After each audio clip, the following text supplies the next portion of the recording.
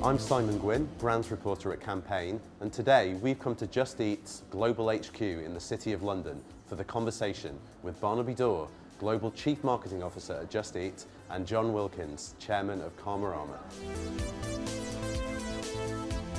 Hello, my name's Jon Wilkins. I'm Chairman at Karmarama. I'm here today with Barnaby Dawe, who's the Global Big Cheese in Marketing at Just Eat, and I'm going to ask you a question. Thanks, I love the title of Big Cheese. Big Cheese, it sounds very important. Big Cheese in Marketing. Exactly. Thanks. So, advertising, your favourites? I think advertising goes in phases, and I loved the ads when I was a kid.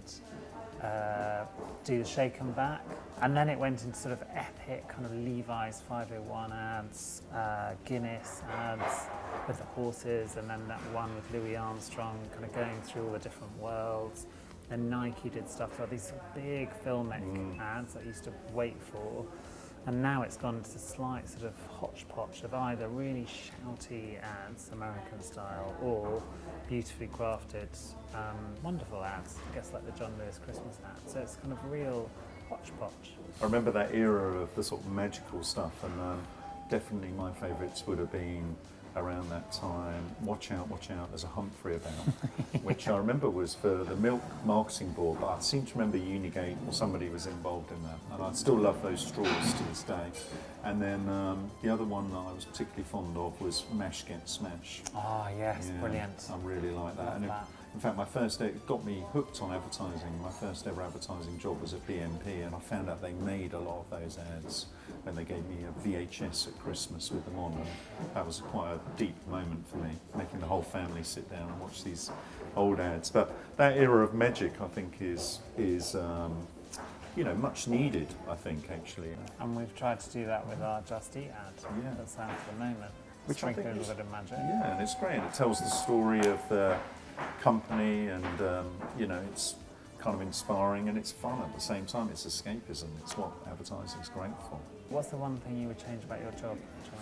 Well, at the moment, maybe we were discussing getting on less planes could be a bit of a perk. Something that I found incredibly enjoyable in my 30s, but now it wears me out a bit, if I'm honest. For me, when I go to cities around the world, we're in 13 countries, I'm really fortunate. I love seeing the teams.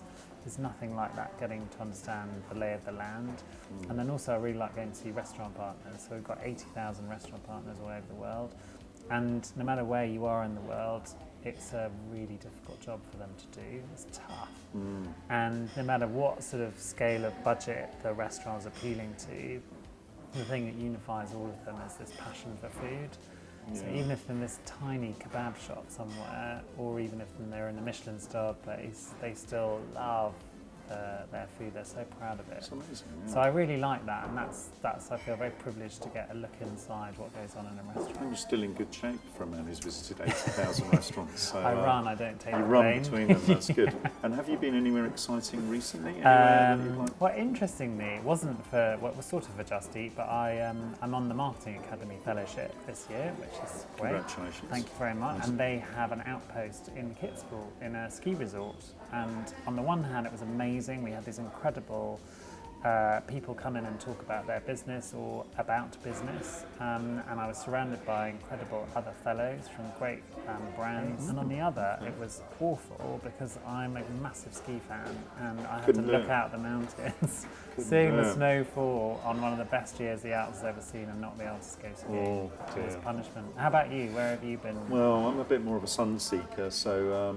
probably most recently of interest maybe was I went to Kingston, Jamaica. I was searching for some Scar records, not Britney Spears, Scar records from the 1960s Jamaican music, and it's very, very hard to find. So I went on a bit of a quest, but ended up in this lovely little shop on Orange Street in Kingston, where I was told I shouldn't go because apparently it's unsafe. It's a bit dangerous. Apparently it's unsafe, but I thought these people were delightful, and they were also stoned. It was kind of quite mellow, really, and actually managed to find buckets and buckets of old vinyl, sort of with middles missing and without sleeves. But it was kind of a good quest. Who's your favourite artist? I like a lot of the old soul singers from the 60s, so maybe Otis Redding or Teddy Pendergrass, or people with deep Soulful Voices. Teddy Pendergrass. Yeah, you'd like Never it. heard I'll of send you some music Thanks, on that'd be Spotify. good. And have you read anything interesting on all your travels? The one I've been reading in the last 2 weeks is the